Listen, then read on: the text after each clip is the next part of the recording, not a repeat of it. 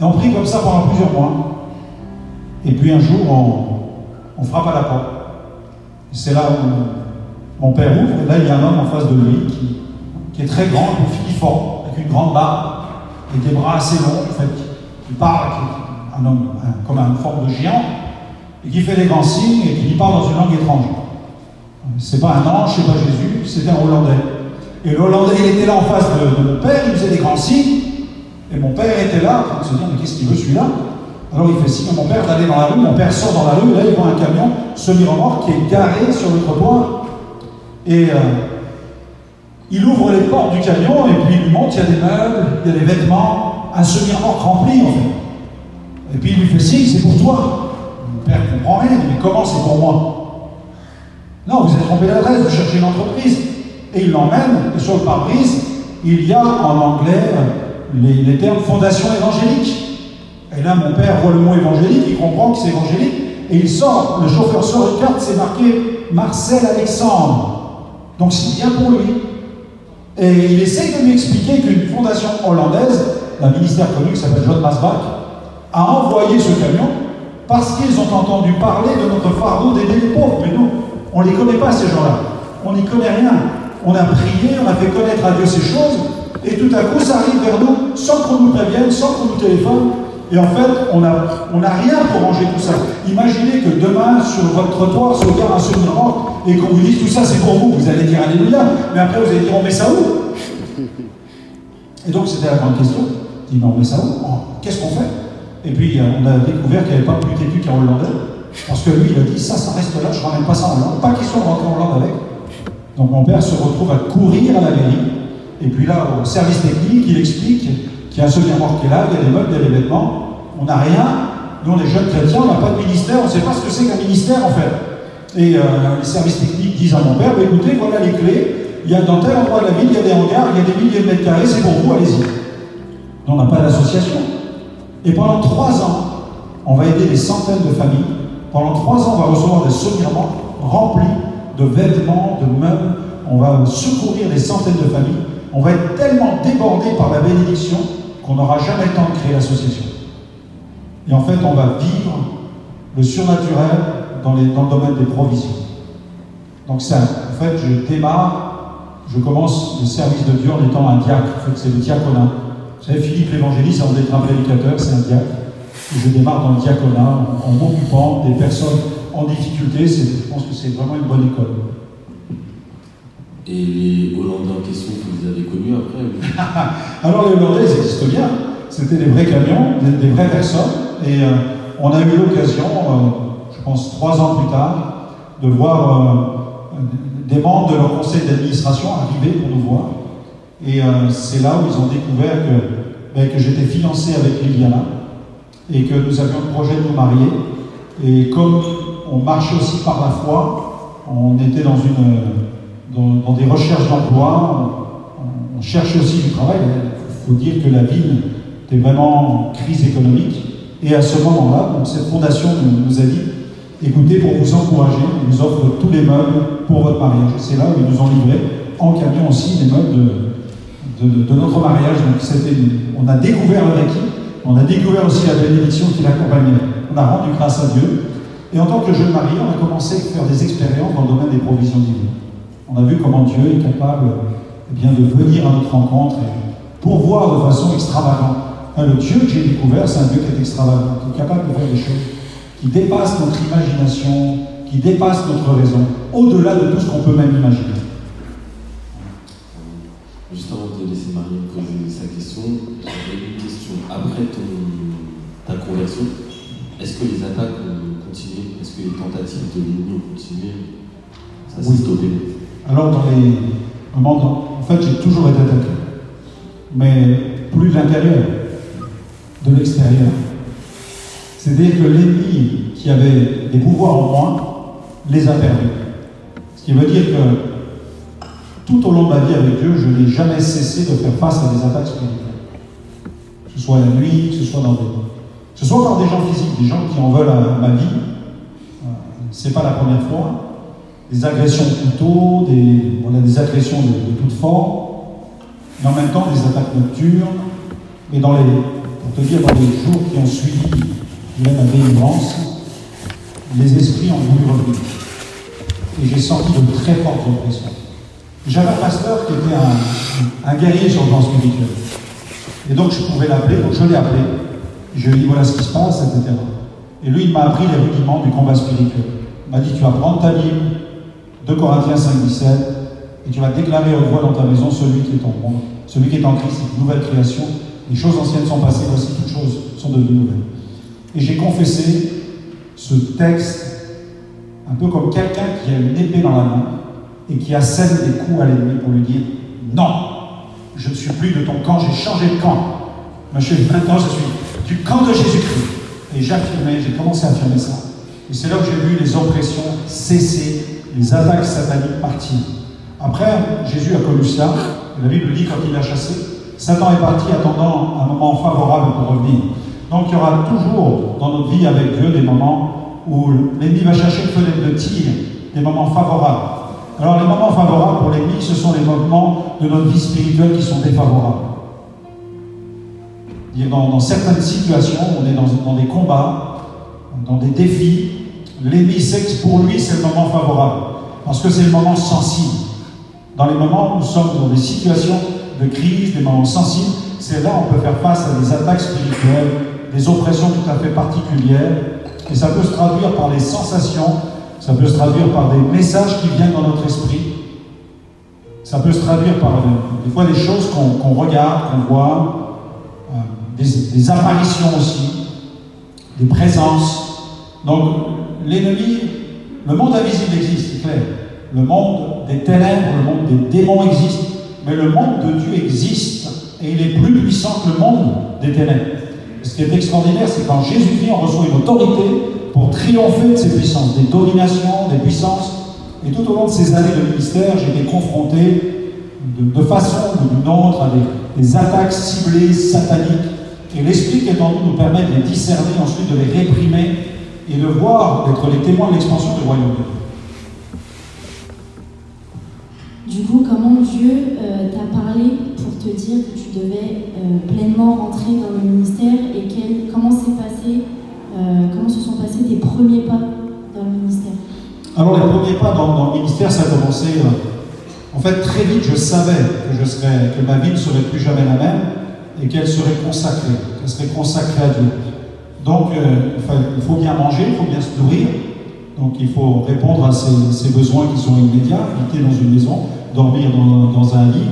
Si vous avez lu la pyramide de Maslow, vous savez qu'il faut répondre à tous ces besoins existentiels.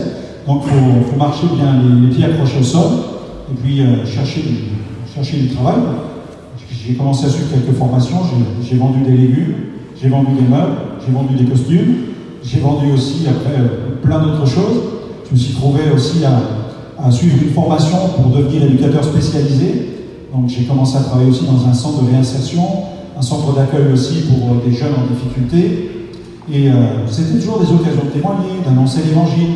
Et bien que, en étant dans ces endroits-là, je savais qu'il y avait quelque chose d'autre pour moi et que cette heure viendrait où il y a un moment, Paul, il parle du fait d'être entièrement consacré. On est tous appelés à être consacrés. Mais il y a des moments où Dieu va demander la totalité de notre temps. Et je savais que si je devais parcourir le monde pour prêcher l'évangile, je ne pourrais pas continuer à répondre à un patron, à répondre à des engagements. D'ailleurs, le Seigneur m'a pris au mot parce que j'ai eu plusieurs patrons qui ont voulu me garder, qui voulaient m'offrir des formations. Mais à chaque fois qu'ils m'offraient un programme de formation et qu'ils allaient prendre en charge le coût de ces formations, au moment de signer, le patron me disait, vous savez, on vous paye cette formation sur 3 ans, vous allez ressortir avec tel niveau, mais bon, vous comprenez bien qu'en échange, vous allez, en signant, vous acceptez d'être redevable à l'entreprise pendant une dizaine d'années. Et ça m'est arrivé 2 fois. Et quand on m'a dit ça, j'ai été obligé de dire au directeur, écoutez, il faut que je vous confie quelque chose. Je suis appelé à prêcher l'évangile. Et je ne peux pas, en toute bonne conscience, vous garantir que dans 10 ans, je serai dans votre entreprise. Et j'ai perdu 2 opportunités incroyables d'emploi avec des gros salaires. Parce que je savais que je ne pouvais pas mentir à ce patron.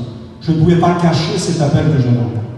ça parlait tellement fort en moi que par souci d'honnêteté, je devais le dire. Donc je l'ai dit à chaque fois, j'ai perdu des opportunités d'emploi, mais Dieu l'a permis pour que, avec Liliana, très vite, on puisse quitter la région où nous étions. Il fallait qu'on la quitte parce que Dieu nous voulait dans un autre endroit pour d'autres accélérations. Et toutes ces choses se sont passées en 1985. Et en 1987, je suis venu chercher un travail à Troyes que je n'ai pas trouvé. C'était prématuré en fait. Donc je suis rentré ensuite à Sedan. Je trouvais des formations ici et là. Et puis est arrivé le moment où un jour je suis venu voir mon frère qui habitait à Troyes. Je suis venu lui rendre une visite. J'avais suivi une formation dans une petite école de commerce pendant quelques mois. Et au cours de cette formation, on nous demandait d'écrire dans pas mal de régions. On avait des amis. Parce que ce serait peut-être l'occasion de trouver un travail. En fait, j'avais jamais eu de réponse. Et quand je viens ici voir mon frère, ma mère, Liliana, m'appelle pour me dire, écoute, il faut que tu restes à Troyes, parce que lundi, on t'attend dans une entreprise pour un entretien. Et je me suis retrouvé le lundi à suivre un entretien du côté de la rue des Chemins, là-bas, dans un magasin de vêtements. C'était tout un stock de vêtements. Je vendais des vêtements le samedi au centre-ville à Troyes. Et puis là, quand j'ai eu l'entretien avec ce patron, il m'a dit, écoutez, quand est-ce que vous voulez démarrer? J'ai dit, lundi. Il dit, ok. Et c'est comme ça que nous sommes arrivés à Troyes. Alors, je n'ai pas eu de contrat parce que j'étais un jeune en feu, en fait. Je croyais que j'étais embauché pour... C'était un contrat à durée indéterminée. C'était même pas un contrat à durée déterminée, c'était un contrat saisonnier. Et donc, j'étais tellement enthousiaste que je n'ai pas eu de contrat. J'ai fait déménager Liliana, mais au bout de 2 mois, j'avais plus de boulot. Donc, je suis arrivé vraiment ici par la foi, en fait. Au bout de 2 mois, j'avais plus rien. Je me suis retrouvé à prier avec Liliana. Seigneur, pourvoie, aide-nous, parce que c'était le chaos financier. Et Dieu a conduit, c'est là où je vous ai raconté un peu l'histoire un jour de la banque qui voulait pas me rendre mon argent quand je voulais quitter la ville. Dieu nous a cloués là.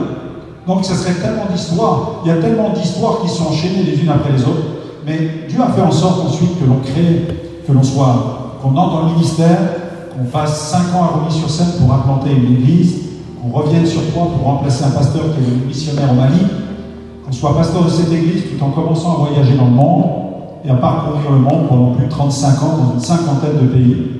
Et là, je sais une chose, c'est que si je prends l'avion, je vais au Mali ou au Burkina, peu importe les endroits, les aveugles voient, les sourds entendent, les muets partout.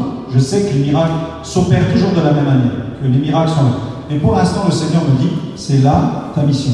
Donc, il peut y avoir des échappées de temps en temps, mais Dieu est capable de nous maintenir à un endroit pendant plusieurs années pour une raison, c'est qu'il a un dessein. La dynamique apostolique, l'apôtre Paul était capable de parcourir des régions et partir pendant des longues tournées missionnaires. Il était capable aussi de rester à un endroit et d'implanter des églises. Donc on est dans cette phase-là d'implantation d'un GVC. On bénit Dieu pour cela, mais je sais que partout les miracles peuvent s'opérer et que là nous sommes dans une phase de l'agenda divin qui est vraiment stratégique pour cette ville que nous connaissons depuis longtemps, qui nous a adoptés, dans laquelle nous sommes heureux, et nous voyons des ministères se lever, et des apôtres vont se lever de cette église, des prophètes, des docteurs. Vous allez voir, très bientôt vous allez entendre qu'il y a des ministères de prophètes qui se lèvent dans cette église, qu'il y a des apôtres qui se lèvent, des évangélistes, et je le dis, des masculins et féminins, ils vont se lever, ils vont expérimenter eux-mêmes, dans leur domaine, dans leur niveau, avec la particularité de leur don, de leur équipement, ils vont voir les signes se produire. Ils vont être les témoins des manifestations de la gloire de Dieu. Ça, c'est extraordinaire. Pour nous, c'est l'expansion du royaume de Dieu. C'est plus un... Il y a l'évangéliste qui prêche sur une estrade, peu importe l'endroit. J'ai pu prêcher au Pakistan, des foules de 15 000, 50 000 personnes, parfois au Pakistan, c'est énorme. Tu vois, tu parlais tout à l'heure combien, 30 000, mais parfois c'était plus en fait. Il y a des endroits au Sri Lanka, c'était énorme. Mais tu prêches, tu envoies le message, les gens se convertissent, ils rentrent dans les églises. La dynamique apostolique, c'est différent.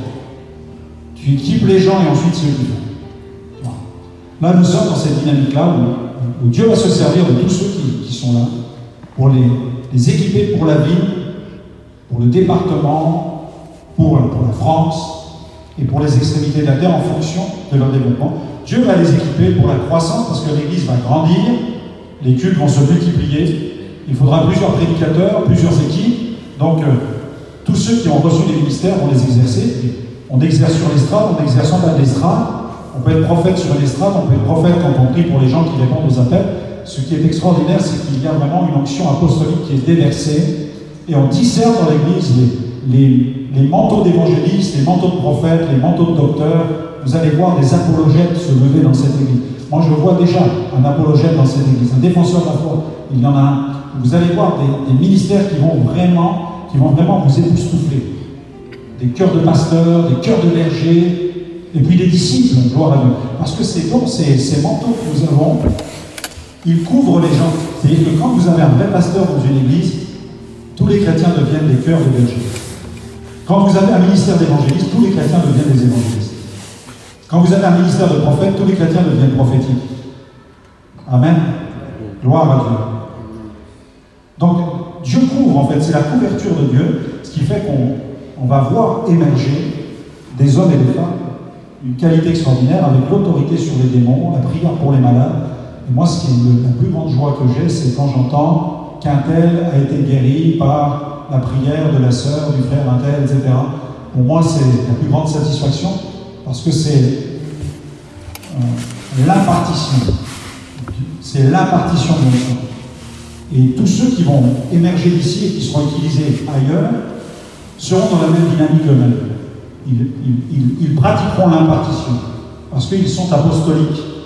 Donc il y a une différence entre les églises avec les églises qui souffrent du Saint-Homme dans le Saint-Lieu, tu vois, où c'est l'homme de Dieu qui est là, et puis les gens consomment de l'homme de Dieu. Ça, c'est une façon de concevoir l'Église. Mais ça n'est pas apostolique. La dynamique apostolique, c'est la libération du ministère de Christ par le biais de toutes les forces vives du royaume. Amen, gloire à Dieu, alléluia. Les anges sont avec nous. Même s'il y a des anges. Les démons sont avec nous. Et les anges brillants dans la vie. Gloire à Dieu. Si vous deviez partager 2 ou 3 moments marquants, des choses vraiment extraordinaires que vous avez vues ou vécues dans votre ministère, ce serait lesquelles? Alors oui, il y en a quelques-uns, il y en a vraiment quelques-uns. Je crois que un des moments les plus forts, c'est quand je suis en Inde, j'ai 30 ans, j'ai vu des guérisons dans mon ministère, mais pas comme celles que je vais voir. Là, je suis devant 10 000 personnes, dans le Tamil Nadu. Devant moi, j'ai le grand temple de Salem avec toutes les idoles qui recouvrent les temples. Vous savez, dans le panthéon indien, il y a 33 millions de dieux et d'idoles. Et ils croient sans problème au concept de l'incarnation. Donc moi, je viens parler de Jésus, c'est la parole incarnée. Ça fait 33 millions,1. Et moi, mon défi, c'est quoi? Eh bien, c'est qu'ils rejettent les 33 millions et qu'ils choisissent Jésus tout seul. Donc là, je suis sur mon estrade en bois. Je vois tous ces gens. On a chanté dans une langue étrange. Tous les gens, tous les musiciens avec le rythme indien. Vous imaginez, vous avez déjà vu peut-être des reportages sur l'Inde. Les senteurs, vous avez les odeurs, les couleurs, les saharis des femmes, la fumée des rickshaws. Je suis devant la gare centrale. Un bruit fracassant, les bus qui passent dans tous les coins. J'ai 10 000 personnes en face de moi. Et là, j'arpente mon estrade. Et là, ma question, c'est Seigneur, comment vont-ils se tourner vers toi? Et là, Dieu qui parle. Et il me dit, Franck, je veux ouvrir la lumière dans la ténèbre avec des signes, des miracles et des prodiges. Et moi, je réponds dans mon cœur, Seigneur, le plutôt sera mieux. Vraiment, je parle comme ça. S'il te plaît, le plutôt sera mieux. Parce que là, s'il n'y a pas quelque chose, c'est tellement, la religion est tellement puissante. Et puis là, on amène un infirme sur le côté gauche. Mais ce n'est pas un infirme dans une chaise roulante. Non, c'est un homme, c'est une poupée de chiffon. Ces gens traînent, les gens le tiennent par les bras, mais le traînent dans la poussière. Je vois ces gens qui traînent, elles sont inertes. Et moi, je crois au miracle. Mais je dis, si quelqu'un a mal à la tête, si quelqu'un a mal au bras, je prêche à droite, je n'ose même plus regarder à gauche. Je dis, Seigneur, je crois au miracle. Je crois que tu es capable de faire des choses énormes dans ta parole, mais là j'en ai besoin maintenant, c'est maintenant. Et l'infirme est à gauche, et moi je suis là, je suis gagné par eux. Il y a comme une crainte qui m'envahit. Je me dis, mais Seigneur, comment tu peux faire? Peut-être que tu vas en faire dans la foule, mais celui-là, est-ce que tu peux le faire en fait? Et là, moi je prêche à droite, je prêche à gauche. Et là, le Seigneur, c'est comme s'il vient me fortifier. Et là, j'entends sa voix qui me dit, Toku, prêche ma parole. Toku, prêche ma parole. Et là, je suis à droite, j'ai un œil à gauche. Et là, Jésus peut faire tous les miracles qui soient. J'affirme, je déclare, ah Seigneur.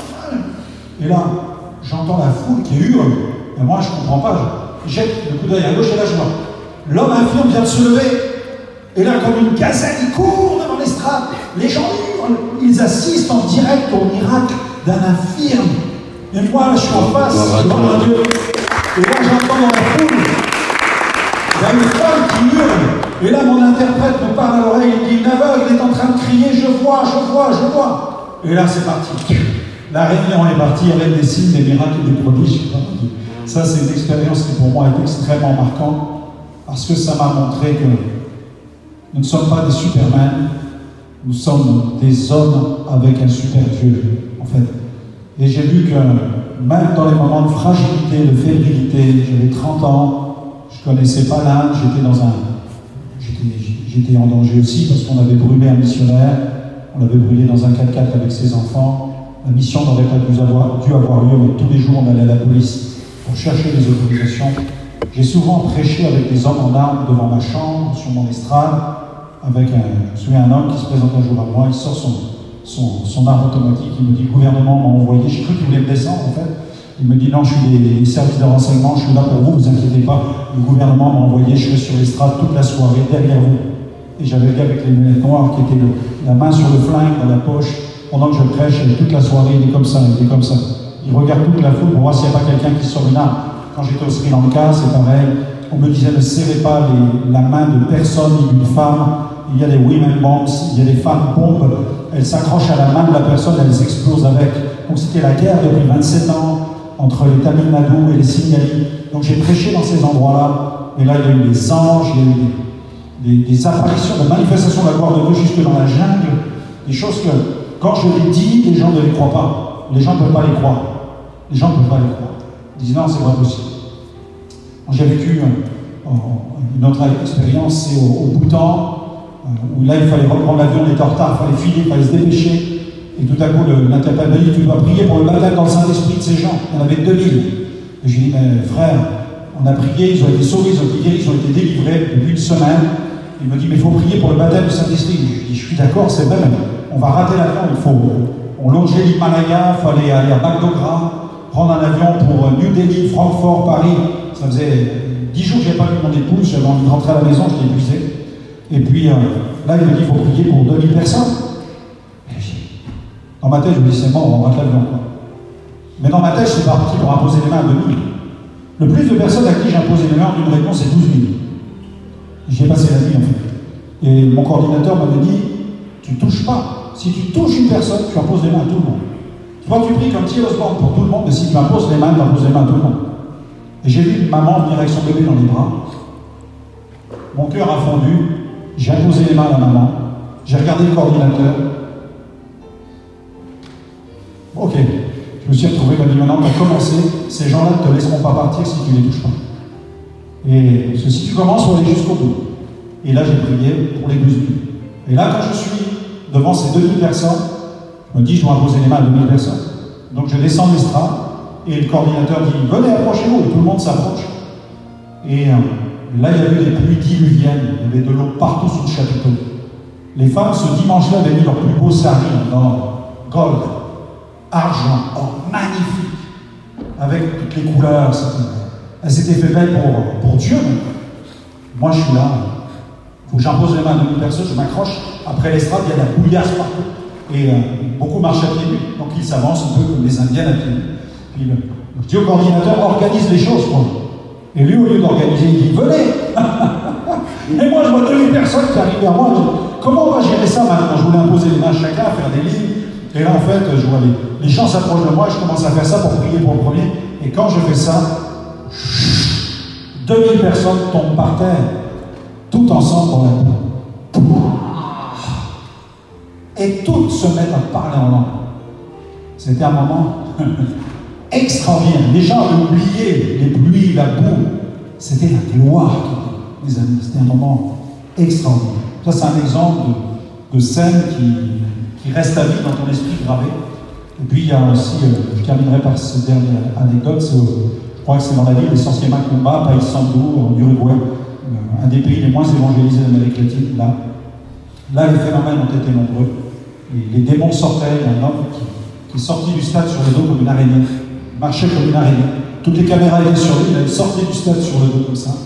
Des prêtres humanistes venaient pour troubler les réunions, et puis il y a un moment, pendant que je prêche, les pasteurs se précipitent vers moi. Je suis en train de prêcher, les pasteurs s'approchent. Ça va frère, pasteur, vous allez bien? Je dis quoi? Qu'est-ce qui se passe? Je ne comprenais pas ce qui se passait. Il dit frère, il y a des pierres. En fait, les prêtres humanistes avaient jeté des pierres de l'extérieur du stade, et ces pierres avaient frappé mon dos. Mais moi, je n'avais rien senti. Et tout à coup, Dieu m'a dit, je suis l'Éternel ton bouclier. Ce sont des phénomènes qu'on vit comme ça, et dans cette même réunion, j'ai vraiment expérimenté aussi la puissance de la parole de foi. J'étais jeune encore, c'était en 98. Je suis allé pendant plusieurs années de suite, mais c'était au tout début en Uruguay, où là, dans cette réunion même, où le Seigneur m'a gardé des pierres, là j'ai entendu la voix de Dieu qui m'a dit, il m'a donné une parole, il m'a dit, ouvre tes yeux. Et là, j'avais ces milliers de personnes dans le stade, et ça brûlait, ouvre tes yeux. Et dans ma tête, pour faire comprendre que parfois il y a un combat, dans ma tête, je me suis dit, Seigneur, ouvre tes yeux, il y a un aveugle, il va voir. Tout en prêchant, tu batailles en fait. Tu es là, mais est-ce que je dois dire ça? Ouvre tes yeux. Non, dans ma tête, je me dis, mais s'il n'y a pas d'aveugle, mais s'il n'y a pas d'aveugle, tout le monde va dire, ce gars-là, c'est un imposteur. En fait. Et là, ça bataille dans ma tête. Je dis, Seigneur, c'est ton nom que je défends. Je n'ai pas le droit de me tromper. Ça doit être ta parole. Ouvre tes yeux. Et là, tout à coup, je jure dans le stade, aveugle, ouvre tes yeux. Et là, wow, le stade met un silence de mort. Et tout à coup, une femme uruguayenne, elle crie, je vois. Et là, le stade, oh. Et la femme descend les gradins, parce qu'elle était aveugle, elle descend les gradins en courant. Et sa fille, qui l'avait conduit à la réunion, qui la tenait parce qu'elle ne pouvait pas voir, sa fille court derrière, maman, tu vas tomber, maman. Non, elle était guérie de cécité. Ça a été une des premières aveugles guéries dans le ministère. Après, il y en a eu plein dans pas mal de régions du monde, mais ça a été pour moi très marquant, extraordinaire, en fait, d'être le spectateur aussi, et combien le miracle peut tenir parfois à une parole que Dieu nous donne, et qu'il faut libérer, qu'il faut délivrer. Et ce que j'aime, c'est la bataille qu'on vit à l'intérieur de nous-mêmes. J'aime beaucoup ça, parce que il y a des gens qui sont pleins de certitudes, mais qui font beaucoup de bêtises. Et je crois que c'est important, c'est qu'on ait de l'humilité, qu'on soit conscient de nos fragilités, de nos fébrilités parfois, qu'on puisse aussi prêcher avec vulnérabilité. L'Église a besoin de ça. Que l'on sache que c'est lui le Tout-Puissant. Nous ne sommes que les vases et les canaux d'une puissance qui nous dépasse. Et que Dieu nous fasse la grâce de rester humble, en tout cas d'essayer d'être humble. Voilà, comme disait quelqu'un, c'est une vertu bizarre. L'humilité, quand on pense la posséder, c'est là qu'elle nous échappe. Donc il faut qu'on arrive à rester vraiment dépendant, soumis à son service. On peut se tromper, on peut faire des erreurs. Mais quand elles sont faites avec un cœur humble et sincère, Dieu les pardonne et Dieu nous remet en piste en fait. On apprend sans cesse, on apprend. Tous les jours. On est à l'école de Dieu toute notre vie en fait. On va arriver à la fin. Je vais vous demander d'applaudir s'il vous plaît.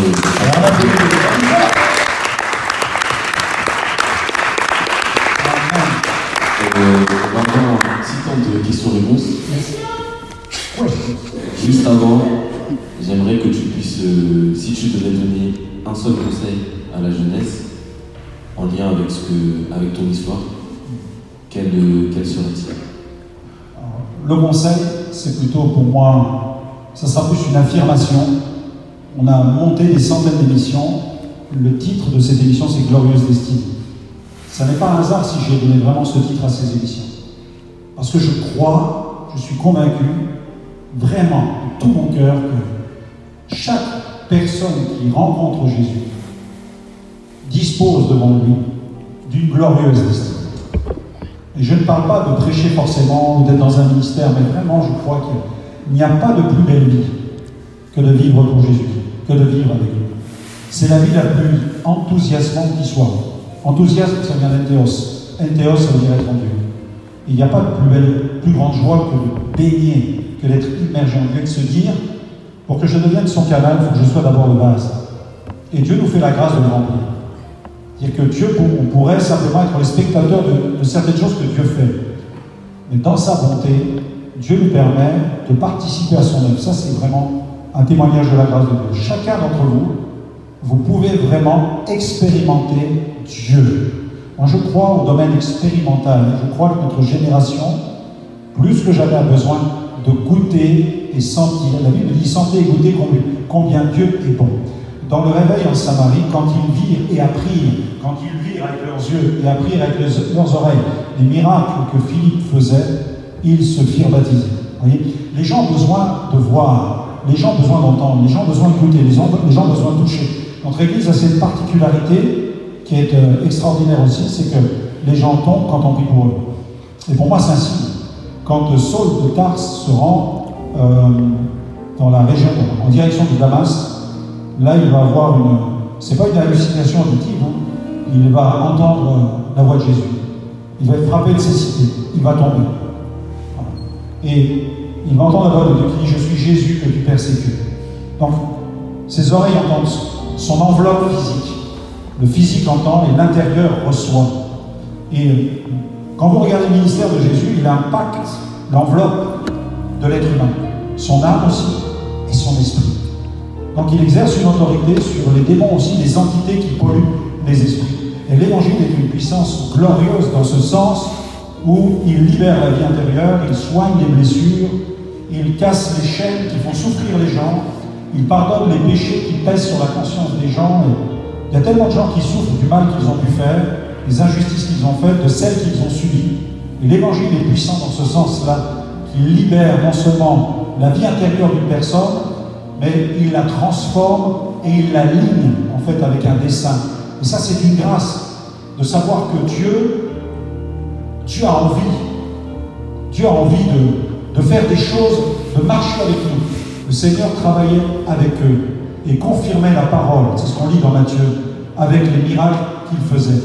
Donc Dieu veut vraiment marcher à nos côtés. Je crois que c'est extraordinaire quand on se rend compte qu'avec les anges, on a... Cette semaine, j'ai fait des expériences encore. On peut vivre des expériences où Dieu nous parle d'une manière ou d'une autre. Des fois, il nous donne des signes quand on va aux courses, quand on va quelque part. On peut entendre sa voix, il peut nous montrer des choses. Et en fait, il nous active. Et ça, c'est pas le privilège des ministères seulement. C'est le privilège de l'Église. L'Église de Christ, de tous les rachetés. Vous avez accès au Saint-Esprit. Le Saint-Esprit est une personne. Et il veut agir au travers de chacune des personnes qui sont là. Donc tu peux dire, je suis candidat. Tu peux dire, mais moi je voudrais, Seigneur, que tu m'utilises. Et pour cela, il faut t'enfermer un peu dans la caverne, faire comme Élie, tu vas dans la caverne, tu t'enveloppes d'un manteau, et là tu commences à chercher à écouter Dieu. Tu commences à t'intéresser à ce que Dieu pourrait pouvoir te dire. Parce que tout commence par la parole. Vous voyez? Il y a un moment, Dieu parle à Élie une première fois. Que fais-tu ici, Élie? Alors qu'il ne cherche pas forcément. Dieu est capable de nous parler comme ça. Il pourrait nous parler à tous d'un coup maintenant. À un moment, Élie va rester dans l'endroit où il se trouve.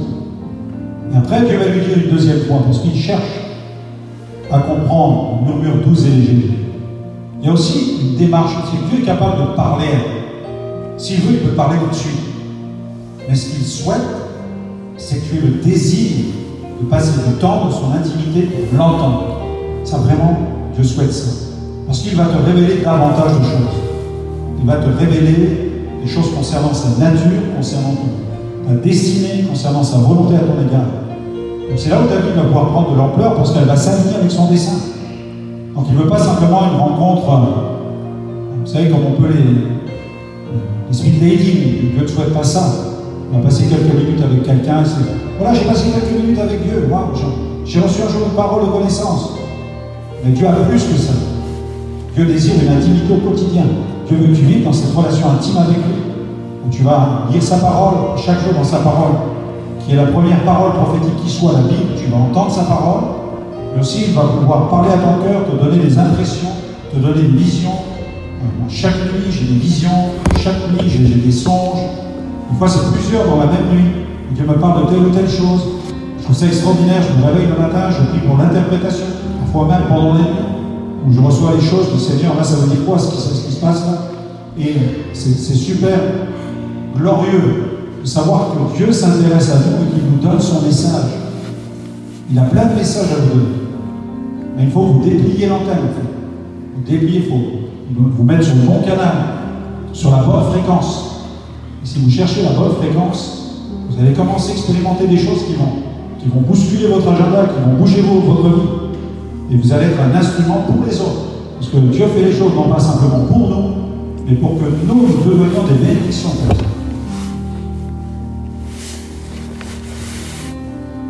Merci beaucoup. On peut applaudir encore ce soir.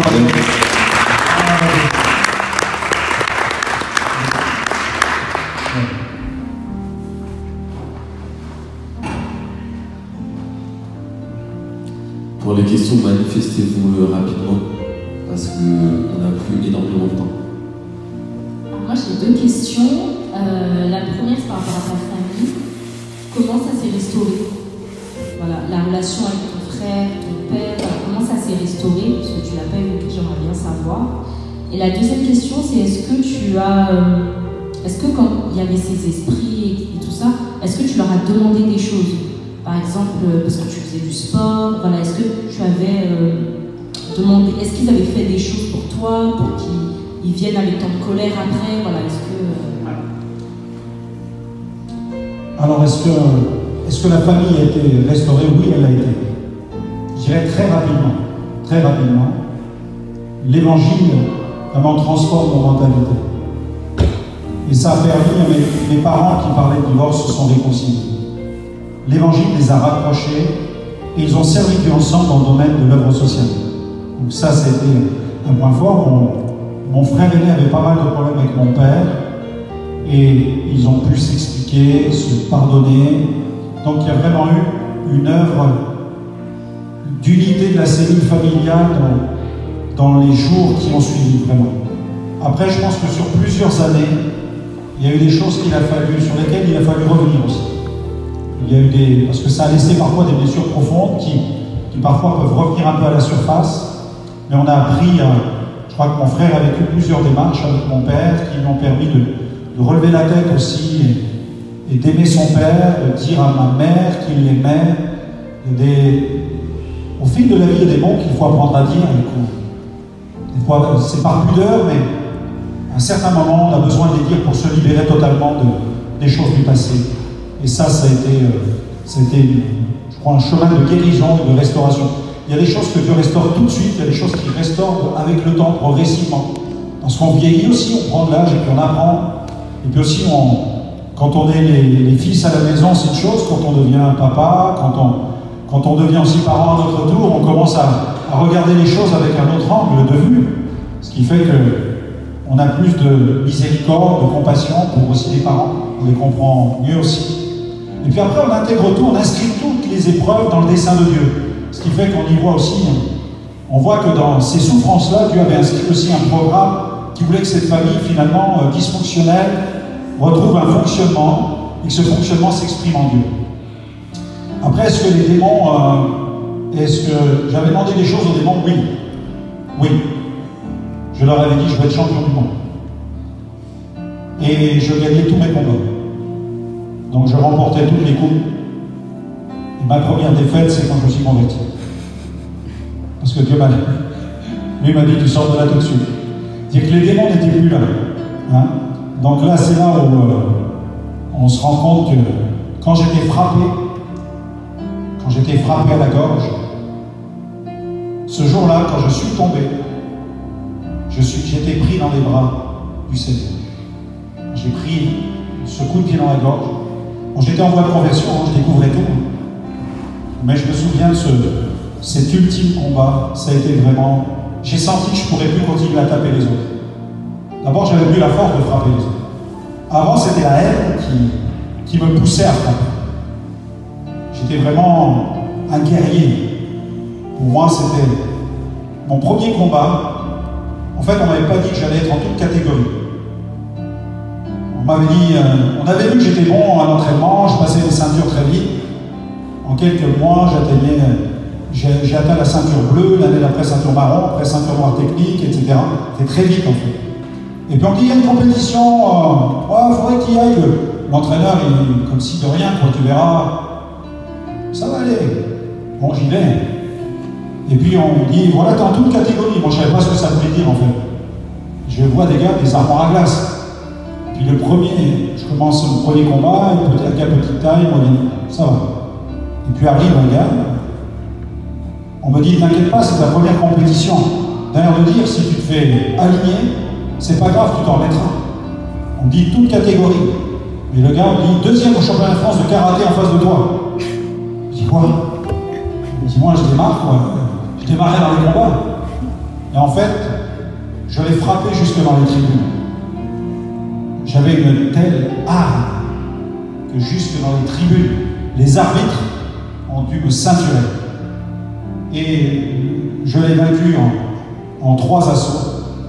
Et là, j'ai remporté cette première coupe dans cette première compétition. Et l'énergie que j'avais en moi, c'était un carburant qui venait des blessures du passé, qui venait aussi de la puissance des dieux. Mais je sais que quand j'ai compris qu'il fallait que j'arrête la compétition, c'était au championnat de Champagne-Ardenne, où là, j'ai pris un coup directement dans la gorge. Un gars qui faisait de la boxe française, normalement, tu n'avais pas le droit de... On a un certain positionnement de garde, et ce coup de pied de boxe française, normalement, c'est quelque chose qu'on ne fait pas dans le karaté. On ne se bat pas avec ça.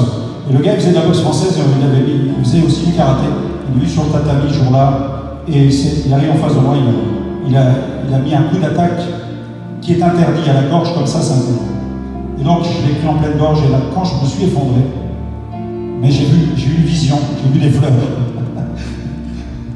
Il y en a qui voient des pommes, qui tombent dans les pommes. Moi, j'ai vu des fleurs, et là, je suis tombé par terre, mais c'était comme si Dieu m'avait pris dans ses bras. Et là, j'ai compris que, bon, il y a quelque chose qui va se passer. Alors, j'ai commencé le kata, les compétitions kata, je voulais faire la compétition. Mais en fait, c'était pas mon truc, quoi. Ça, c'était pour moi de la danse. J'ai dit, non, je suis un guerrier, je peux pas faire ça. Et puis, Dieu m'appelait. Et puis, un jour, alors j'ai lutté pendant 1 an, je voudrais le dire à ceux qui luttent contre des choses. Pendant une bonne année, ma mère priait parce que j'avais vécu ma délivrance, j'avais vécu des choses glorieuses. En même temps, il fallait que j'abandonne toute ma vie. Et le dimanche matin, il y avait des cours, je donnais des cours au club. Tous les enfants m'attendaient, les jeunes, je m'entraînais. Et puis, ma mère partait à l'église, mon père aussi. Et moi, j'y allais de temps en temps, mais j'allais souvent à l'entraînement.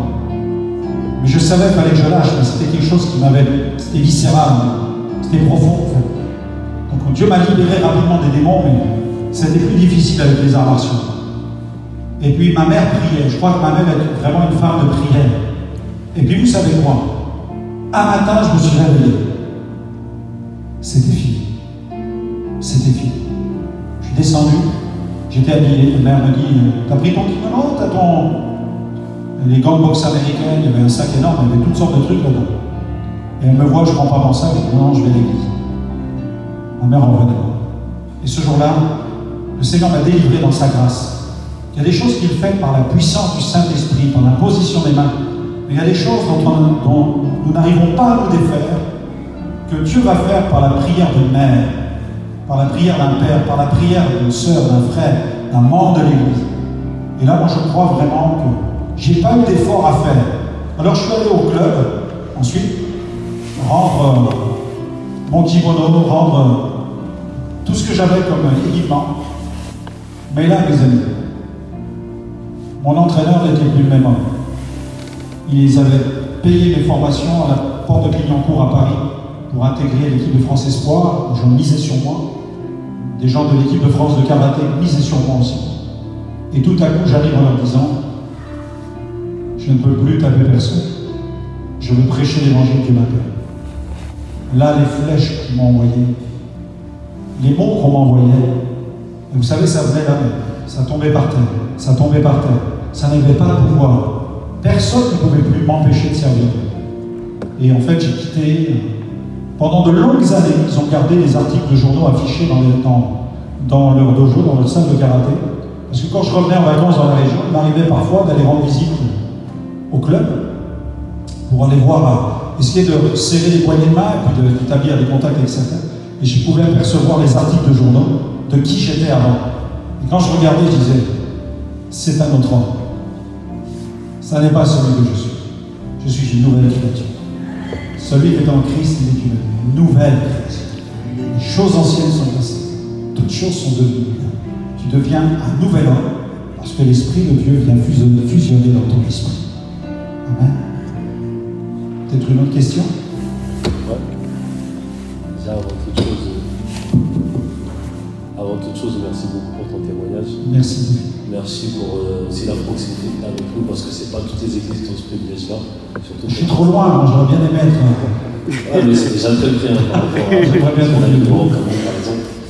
Et ma question, c'était comme il dit, moi, je te connais à l'époque où tu étais évangéliste. Oui. Et t'en as un peu parlé, mais ce que j'aurais voulu savoir, c'est comment tu as pu rester aussi humble, comment tu as pu faire pour ne pas devenir orgueilleux.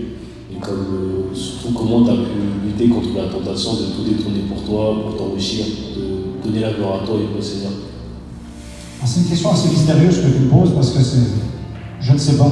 Il faudrait que tu montes à ma femme. Peut-être ma femme pourrait te dire, je ne sais pas. Je n'ai pas vraiment d'explication. En fait, c'est peut-être une conscience qu'il m'a pris.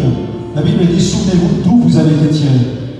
Et quand tu sais d'où tu viens, que ce que tu es devenu, tu l'es devenu. Vraiment par la grâce du Seigneur, pas par tes mérites, mais grâce à lui. J'allais dire à cause de lui, mais grâce à lui. Tu ne peux que vivre pour sa gloire. Quand tu sais que tout a changé sur le bord d'une fenêtre, que tu as échappé à l'enfer, parce que ce jour-là, imagine que je sois tombé et que je sois tué. 17 ans et demi, ce jeune homme s'est jeté par la fenêtre. Il était dépressif. Toutes nos pensées vont à la famille. Voilà. Mais sur le bord de la fenêtre, là, Dieu m'a tiré des ténèbres, m'a arraché aux ténèbres. Donc je pense que chaque chrétien qui a cette conscience-là, après il vit vraiment pour la gloire de Dieu. C'est vrai que j'ai dit non. Quand on a implanté la GLC, j'ai eu à ce moment précis une proposition dans un pays dont je tairais le nom, pour un très bon salaire et pour prendre une église qui était en train de s'ouvrir, avec tous les moyens possibles autour, dans le domaine technologique, technique, etc. Au moment d'implanter la GLC. Mais comme nous avons appris à écouter Dieu et la voix de Dieu, sans aucune frustration, écoute-moi bien, sans aucun regret, sans aucune frustration, j'ai dit non. Il ne m'a pas fallu plus d'une demi-seconde pour répondre. C'est immédiatement bon. On aurait pu mettre $1 million sur la table. Non. Ça n'est pas ma place. Ce que Dieu veut pour l'instant, c'est ça. L'important, c'est d'être dans le dessein de Dieu. C'est vraiment d'être dans le plan de Dieu. Parce qu'on peut perdre l'onction. Et David va dire, Seigneur, ne me retire pas ton Saint-Esprit. Tu sais, il n'y a rien de pire que de perdre le Saint-Esprit. Quand tu sens Dieu s'éloigner de toi, vite, récupère-toi. Certains d'entre vous, vous savez ce que ça veut dire. Quand l'Esprit s'éloigne, quand vous avez le sentiment que sa présence n'est plus là. Donc, il y a encore une question là-bas? Merci pour ton témoignage de ce soir. Donc, j'ai tout écouté. Merci Seigneur par la gloire de Dieu. Quand j'étais plus jeune, anciennement, on avait prophétisé que j'allais pouvoir ramener ma famille à Dieu. Et je sais que tu as expliqué que dans ta famille, il y avait beaucoup de... En fait, que le diable avait un grand pouvoir sur tout ça. Et moi, je sais que de mon côté, dans ma famille, je suis appelé à faire ça depuis beaucoup d'années. Mais ça n'a pas été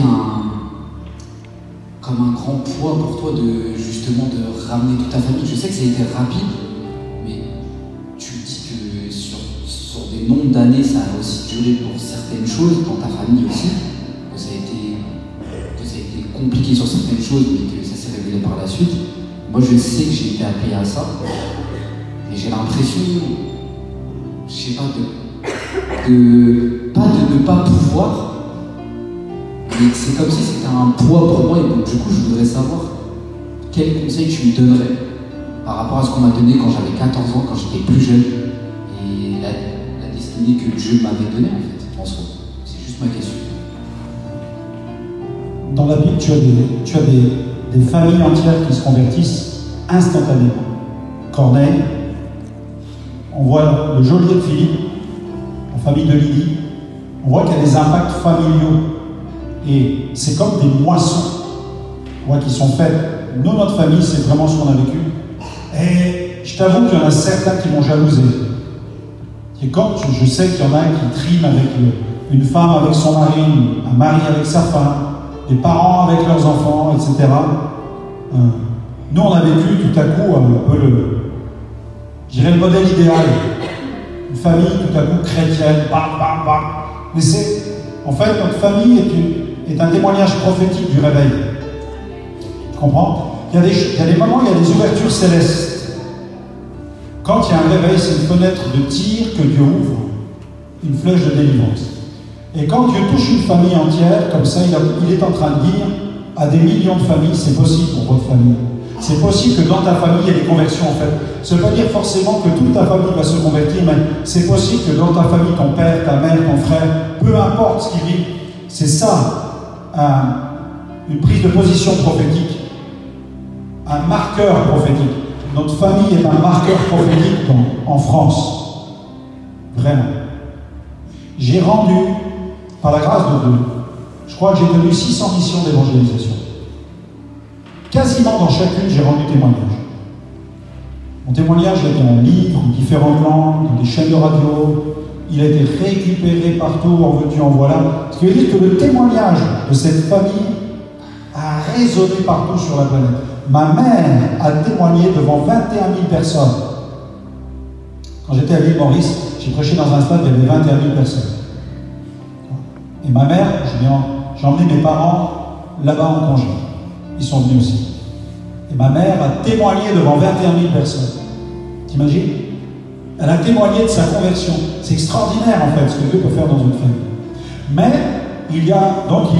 ce témoignage est prophétique et il parle à toutes les familles qui se battent pour gagner le papa, la maman et tout ça. Alors il arrive que d'autres familles vivent cela. Gloire à Dieu, ça arrive. Mais c'est rare. Certaines conversions familiales sont instantanées, d'autres sont progressives. Alors ce qu'il faut bien comprendre, c'est que dans une famille, ça reste un combat. Parce qu'autant pour la mienne, c'était facile, autant pour la famille de mon épouse, c'est un combat.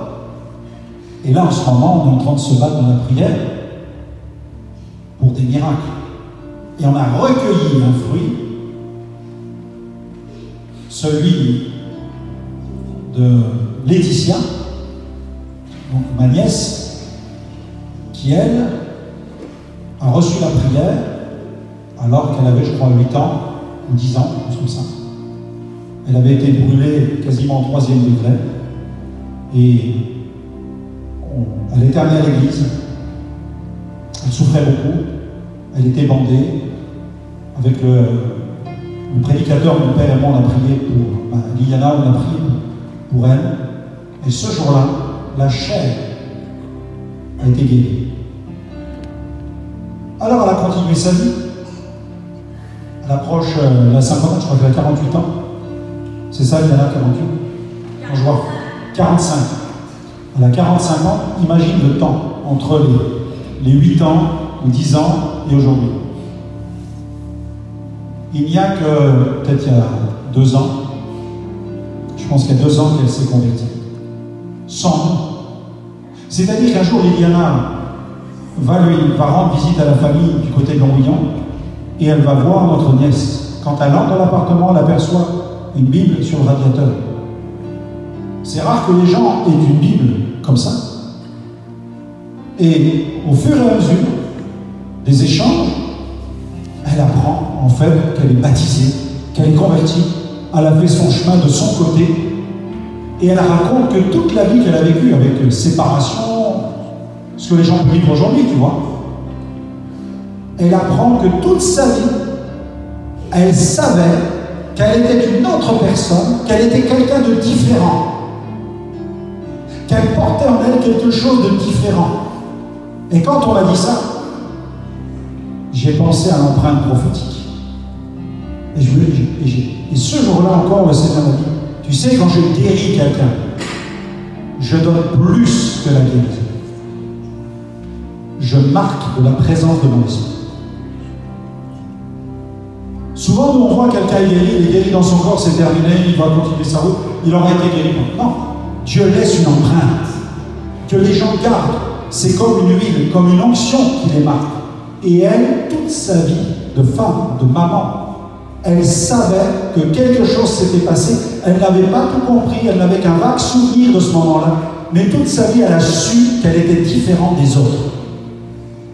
Et aujourd'hui, je peux t'assurer d'une chose, c'est une évangéliste. C'est une évangéliste. J'ai commencé à la mettre sur la piste pour lui faire comprendre. Elle a un tempérament de gagneur d'âme et d'évangéliste. Tu vois? Mais ça a pris combien d'années? Entre 10 ans et 45 ans. Tu as 35 ans entre les deux. Et 35 ans qu'on a prié. Est-ce que tu es prêt à prier 35 ans pour ta famille? Amen. Donc si tu es prêt à prier jusqu'au bout, et là, dans la famille, il y a des épreuves, hein, actuellement, en ce moment même, on a reçu même une bonne nouvelle, et on continue, on lâche rien, c'est que ma belle-sœur, aujourd'hui, ils l'ont assise dans un fauteuil, et elle est consciente, alors qu'elle a été plongée dans le coma, depuis son intervention au niveau du cœur.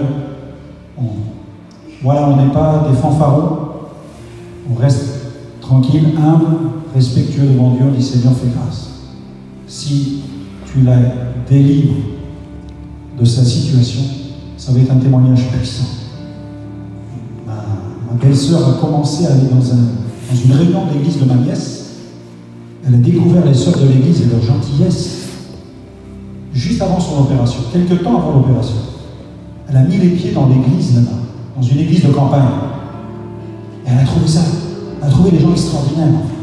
Donc Dieu est en train de faire un travail. On les gagne les uns après les autres. Donc ne lâchez rien pour vos familles. Ne lâchez rien. Notre conversion familiale est un marqueur prophétique. Il y a des familles, c'est époustouflant. Hein. Il y a des familles dans l'église ici. Regardez toutes les conversions qu'il y a. Prenez la famille Randriga-Malala, prenez la famille Esna. C'est énorme ce qui peut se passer dans des familles. Mais à la base, vous avez des héros, vous avez des guerriers, vous avez des gens qui ont obéi jusqu'au bout pour la gloire de Dieu. Et si vous voulez que vos enfants, que votre couple tienne le choc, que vos enfants marchent avec Dieu, vraiment, engagez-vous à 100% avec Dieu. C'est le meilleur moyen, l'obéissance, la consécration, de voir Dieu agir et confirmer ses promesses et sa parole. Amen.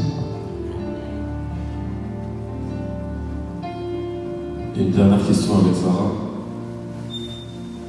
Merci Pasteur pour le témoignage. Moi j'avais une dernière question concernant, elle est peut-être assez simple, mais c'était concernant votre ministère. Et est-ce qu'au début de votre ministère, ou alors pendant ou à un moment donné, vous avez eu un référent ou alors quelqu'un sur qui compter en fait? Est-ce que vous avez eu des gens sur qui compter pour votre ministère? Oui, premier référent, mon épouse. Amen. Amen. Dans un couple, vous savez, on peut avoir des mentors, comme on dit, c'est important. Des mentors, des pères, aussi spirituels. Parfois une mère spirituelle aussi, ça arrive. Moi, je bénis Dieu pour Reynard Banquet, qui a été quelqu'un pour moi était un modèle, une référence. Luis Palaro, Carlos Anacondia, c'était vraiment des frères qui m'ont donné aussi envie, qui m'ont donné des exemples pour servir Dieu. J'ai une chance, c'est que j'ai beaucoup d'ennemis aussi. Mais je crois que j'ai plus d'amis que d'ennemis, béni soit Dieu. C'est important. On a des ennemis dans le ministère, mais on a aussi beaucoup d'amis. Et moi, je crois que j'ai vraiment beaucoup de gens qui m'aiment. Je le sais, je le sais, je le sens. Il y a beaucoup de gens qui... il faut que tu aies beaucoup d'amis. Il faut que tu aies beaucoup d'amis, ça c'est important. Alors je crois que j'ai le pasteur qui m'a amené à la délivrance, c'était vraiment un confident pendant 3 ans. Pour moi, c'était vraiment un référent. Un référent. Lui, c'est quelqu'un qui était prophète. Il avait une dimension prophétique, mais il était prophète avec moi. Dans des échanges, ça a été... Il m'a mis vraiment sur les rails. Il m'a mis vraiment sur les rails. Mais mon épouse, je crois que c'est... Vous savez, Paul parle des compagnons d'œuvre. Mais quand tu trouves une épouse comme elle, tu as le compagnon d'œuvre par excellence. Parce que tu peux tout dire, tu peux tout partager. Donc, à certaines personnes, tu ne pourras pas tout dire. Moi, il y a des choses que je ne dirais jamais. Il y a des choses qu'on ne peut pas dire. On ne peut pas tout dire parce que malheureusement, on remarque aussi parfois les gens peuvent retourner leur veste aussi. Donc, dans le domaine de la relation d'intimité, de confidence, il n'y a pas mieux que le conjoint ou la conjointe. Ça, c'est vraiment la première chose. Il y a des degrés de confidentialité, des degrés d'intimité avec les gens.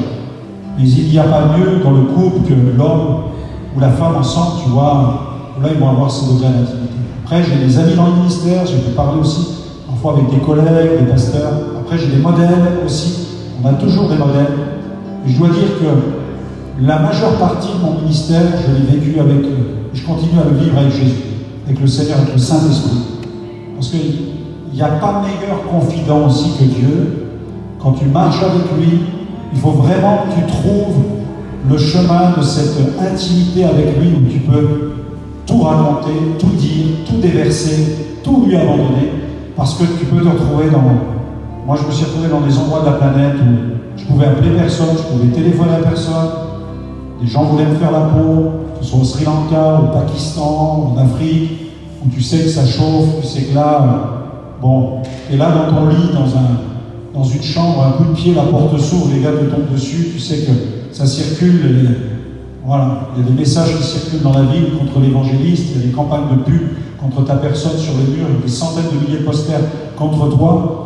Donc là, quand la chambre d'hôtel se ferme, et que tu es là tout seul et que tout le monde dort dans des chambres à côté, bon ben, tu regardes le plafond et tu dis, bon, Seigneur, il paraît qu'il faut que j'arrive à dormir.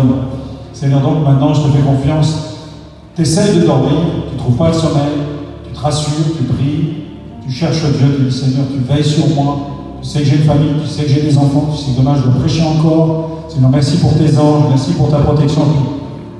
Bonne nuit, Seigneur. Et là, tu t'endors, puis le matin, tu te réveilles, c'est une nouvelle journée, et tu continues la marche avec Dieu. Mais tu t'es confié en lui, tu ne t'es pas laissé gagner par des pensées sombres, des pensées obscures, tu as appris vraiment à lui faire confiance. Je parle du combat spirituel. Et dans ces moments-là, tu vois, la personne à qui tu peux te confier, c'est vraiment que le Seigneur. Parce que des fois, il n'y avait pas de téléphone, il est arrivé que je ne puisse pas contacter mon épouse pendant plusieurs heures, plusieurs jours parfois, en fonction des endroits. Donc tu es sur des routes improbables, on a eu des accidents sur la route, on a eu des pasteurs, il y a eu des voitures explosées, des pasteurs à l'hôpital. Donc il y a eu des moments où j'ai cru que c'était... Non, je n'ai pas le droit de mourir ici, mon Seigneur garde-moi, je n'ai pas de fracture. Ça c'était au Pérou, dans la montagne, après une campagne dans un village catholique, on avait eu des heures et des heures de témoignages de miracles, où un mouvement, les gens du Sentier Lumineux voulaient assassiner le pasteur. Et là, cette nuit-là, j'ai voulu reprendre la route. Et 2h du matin, la voiture s'est fait exploser par un pick-up en pleine nuit. Ce sont des exemples, tu es au bout du monde, tu n'as pas aviation sans frontières, tu n'as pas médecin sans frontières, ta carte à avoir des assurances, personne ne va te rapatrier nulle part. Là, tu es là, tu pries que tout le monde échappe et qu'on s'en sort. Voiture en feu au Pakistan. Là, ton confidentiel Seigneur, et ce jour-là, un ange est intervenu. Mais si tu racontes ça, on t'enferme dans un hôpital psychiatrique, on dit non, on consomme des produits stupéfiants, ce monsieur. Mais le ministère des anges, j'en ai été témoin, mais je les ai vus, mes yeux. Mes yeux, je les ai vus. Il m'est arrivé de voir les anges venir nous conduire et nous tirer l'affaire à plusieurs reprises. Et je rends grâce à Dieu pour le ministère des anges. Et quand on est dans des zones d'exposition comme ça, c'est vrai que dans des zones très sensibles, leur ministère est très visible. Est vraiment très visible. Merci encore pour les réponses à ces questions. Est-ce que je peux te demander de prier pour la jeunesse? Amen, amen. Pour tout ça. Amen. Si on peut se mettre. Amen. Je te laisse conduire, il n'y a pas de problème. N'hésitez pas à liker, à partager la chaîne et à vous abonner. Soyez bénis.